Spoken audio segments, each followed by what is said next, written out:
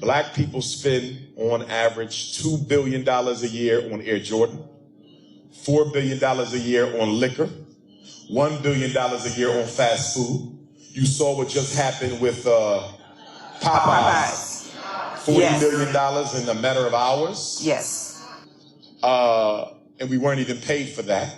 Black women spend almost $20 billion a year on hair care and beauty products. But yet, there's not a black community in the United States I can go to where you can show me a black community that has all four of the essential institutions, which are a bank, a school, a supermarket, and a hospital. A bank to invest in the people, a supermarket to feed the people, a school to teach the people, and a hospital to save the people. How does a $2 trillion people, that's what we are, the richest group of Africans in the world, the 10th richest nation on the planet, there's only 9 groups of people who bring home more take-home pay than African Americans do. And we don't have an independent community. There's 2 reasons for that. Number 1, slavery destroyed our desire to control our destiny. That's number 1. Yes. And after slavery destroyed it, religion came in and glorified the fact that we wanted no control over our destiny by saying you need not worry about building a nation. Just pray and God will take care of it. The problem with religion is not the religion. It's how Negroes who come in the name of Jesus and Muhammad teach it to politically uneducated black folks. There's nothing wrong with the Bible. There's nothing wrong with the Quran, but there's cowards in charge who don't want to use those books to wake black people up, so they rather put us to sleep. You see?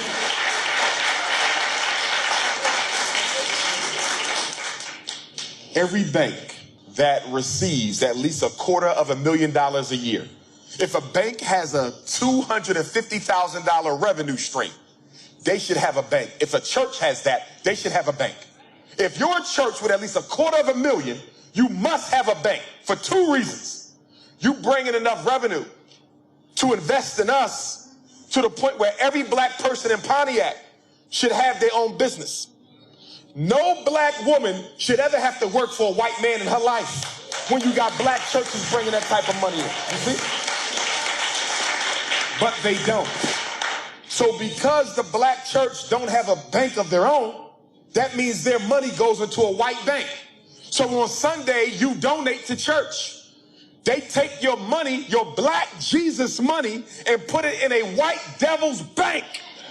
And then the white devil, stay with me, will take black people's Jesus money, and they will give it to other white devils to come into Pontiac and buy up your neighborhood and push you out with your own money. You see? Okay. He's preaching tonight, isn't he? I'll end with this. My biggest problem with black religion, I don't care which one you name, okay, they all dysfunctional. My biggest problem with black religion is they teach us that we have to die to experience heaven. Okay. But the Chinese got his heaven right now.